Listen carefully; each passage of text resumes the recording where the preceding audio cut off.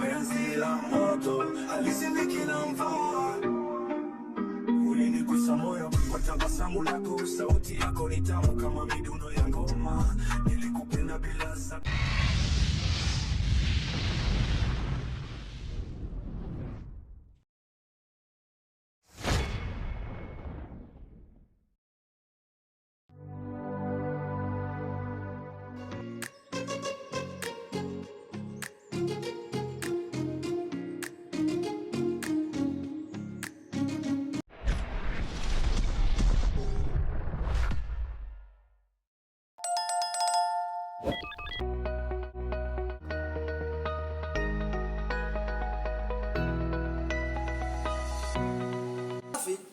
Habari za hapa nyumbani?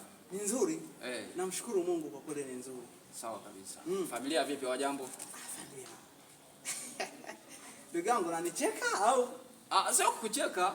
Yaani unajua unapokuwa wewe hapa sawa, unapokuwa labda una mpenzi, ni familia tayari moja kwa moja.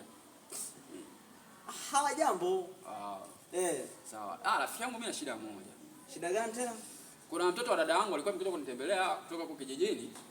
Amefika leo. Sasa anapompigia simu hapatikani. Alafu mara ya mwisho anashuka kwenye gari aliniambia amefika. Sasa tangia ameshuka nimempigia simu, hapokei na hapatikani tena. Sasa huyo mtoto wa dada yako alikuwa anatoka kijiji gani? Alikuwa anatoka kijiji kimoja Nyakanazi, kama unanipata Nyakanazi. Nyakanazi? Nyakanazi la kule mbali kabisa. Huko ndo alikuwa anatoka. Sasa huku ni mgeni, sasa sielewi atakuwa mkutana na kitu gani huko njiani au aliposhuka kuna wauni wamemkaba, sielewi. Sawa. Hauna hata picha yake? Picha yake nayo. Picha yake ninayo hapa, ngoja nikuonyeshe, labda unaweza kunisaidia hata kwa kumtafuta, maana si picha yake hiyo. Sawa, yani kitu cha kufanya hiyo picha nitumie WhatsApp. Sawa. Mimi nitakapokutana naye nitakupigia simu, maana wewe ni rafiki yangu, kwenye shida lazima nikusaidie. Sawa rafiki yangu, jitahidi sasa unisaidie, maana hapa penyewe siri wanajua kabisa ameelekezwa kuja kwangu, hapo sijampokea. Sasa itakuwa ni changamoto wakija kujua hajafika nyumbani. Utanitumia WhatsApp? Haina shida. Sasa rafiki yangu, mimi nikuache. Afu kitu kingine, kwa nini pamekuwa mimi kila siku nimeibiwa simu, nimeibiwa begi? Mimi mjomba nitampataje sasa hivi? Na ndio mara ya kwanza kuja hapa mjini. Nitampataje mimi mjomba? Afu kitu kingine, mbona huji kunitembelea mara kwa mara kama zamani tulivyokuwa? Majukumu mengi. Si unajua harakati za hapa na pale, unakuta unakosa muda mpaka kuja kuna nini kutembea, lakini usijali, nitakuja kutembea. Usiwe na wasiwasi kabisa. Karibu sana jisikie huko nyumbani. Muda wote wewe njoo. Nawaza sana huyu mtoto ndampata wapi? Haya. Bayo, rafiki yangu. Mimi nikuache. Haya, poa. Shukrani sana. Karibu unakuja kunitembelea. Haya, poa rafiki yangu. Haya, poa. Kaka samahani, jua sio mara yangu ya kwanza kukuona hapa. Kuna siku nilikutana na huko na niambia umeibiwa, sijui kwani ukumpata mtu aliyekuwa anamtafuta. Nimetafuta tu kaanza asubuhi, mchana bado sijampata mjomba. Naomba nisaidie chochote cha kota kidogo. Hapo napoona baby yenyewe sijui yani nimechukuliwaje. Naomba nisaidie dada. Ukumbuke kama nilivyokuambia, kile chumba kitakiwa kufunguliwa wala kukisogelea, sawa? Kazi. Lakini mimi nitakusaidia kazi hata ya siku 2 hivi. Utajua kufanya nini. Haina shida dadangu. Ngoja nijaribu sasa twende tu ukanisaidia hata chakula yani. Basi sawa, twende.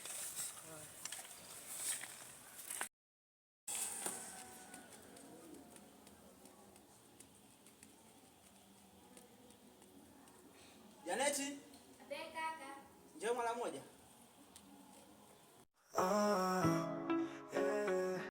Nimetafutia kazi kwa sababu na navyokuona unakuwa kaa nyumbani, naenda kazini na kukuta umekaa, mimi mwenyewe najisikia vibaya. Na kitu kingine, kakako aliahidi wiki moja, lakini wiki moja imeshapita hajarudi, unaona?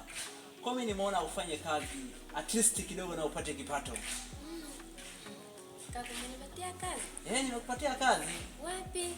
Ni kule chini, kesho kuna boda atakuja kuchukue. Mungu wangu, Mungu asante. Haya kaka, nashukuru sana. Ni kawaida tu, yani hii ni mambo ya kawaida kwamba mtu anapokuja unamsaidia kazi, ni mambo ya kawaida. Kwa hiyo mimi kitu ambacho nakuomba, endapo ukifika kazini, fanya kazi kwa vizuri. Yaani nitajitahidi. Sawa? Kwa kazi ulionipatia. Nitajitahidi sana. Unaweza kaenda ukaendelea na majukumu mengine ya nyumbani. Haya kaka, poa. Ila nakushukuru sana. Mambo ya kawaida tu. Sasa mimi na muda wa kwenda kazini naona umefika. Sawa? Ndio. Na karibia kwenda kazini, nitarudi jioni. Yaani kama nilivyokuambia, fuata maelekezo yangu. Yaani usikosee hata kimoja. Hicho chumba changu hautakiwi hata ukifanyia usafi, sawa? Haya poa, lakini kaka, nilishawahi kukuuliza kwa nini nisikufanyia usafi? Yaani kitu ambacho huwa sipendi mimi, kama nilivyokuambia kwamba chumba changu napendaga kujifanyia usafi mimi mwenyewe, kwa sababu ni chumba cha mimi mwenyewe peke yangu. Yaani sipendagi mtu mwingine anisaidie kazi ya ndani. Yaani kwenye chumba changu, ila vingine vyote fanya usafi, sawa? Sasa kwa nini?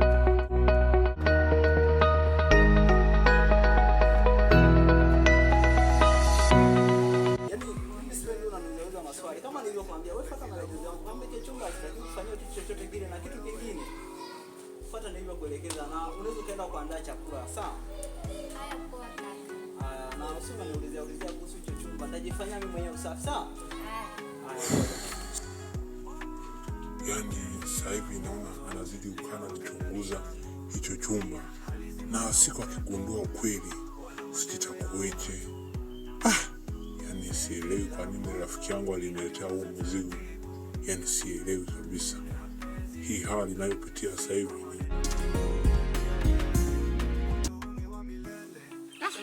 Sio mjomba ameenda wapi, ameelekea wapi? Tunajaribu kumpigia mara nyingine nisikie kwa.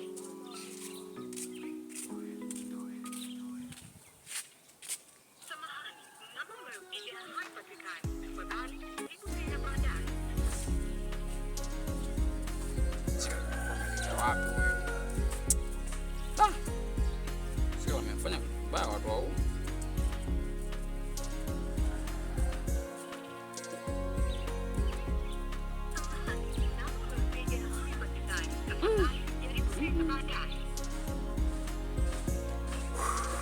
Sasa mtoto mimi namtafutia wapi huyu mtoto huyu?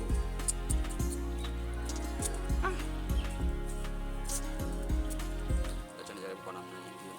Maana nataka kwenye simu apatikane. Alafu mara ya mwisho nampigia simu ilikuwa iko hewani kabisa na niambia ameshuka. Sasa kwa wapi wewe? Mpaka nastuka.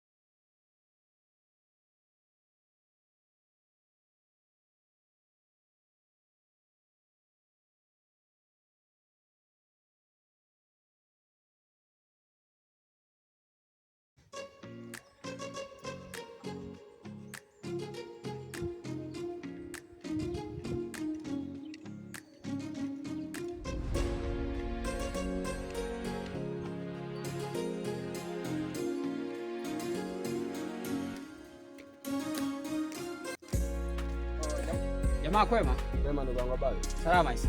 Ndio. Mimi naelekea hivi. Bila shaka kuna mtoto namtafuta, mtoto wa dada yangu. Ameagizwa kutoka kijijini kule. Sasa tangia jana nampigia simu, hapokei na hapatikani tena. Mji wenyewe ulivyo mkubwa hivi ndugu yangu. Labda atakuwa amepata changamoto au ameamua labda si ameshua chaji ya nini. Labda ndio hivi. Sidhani, kwa sababu alipotoka kule kijijini nilizungumza naye mara ya mwisho alikuwa ameshuka. Kwa alipompigia tukaongea, akasema anakuja nije tukampokee, lakini tangia muda huo simpata tena hewani. Mpaka sasa hivi tunazungumza hivi ndio kwamba tunaona picha yake.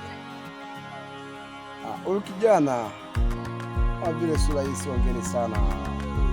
Okay, wewe endelea kunyosha hivi, wewe utakuwa naye sawa.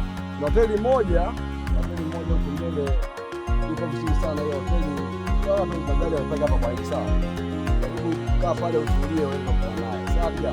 Sasa acha mimi nifike huko. Poa na matumaini. Poa.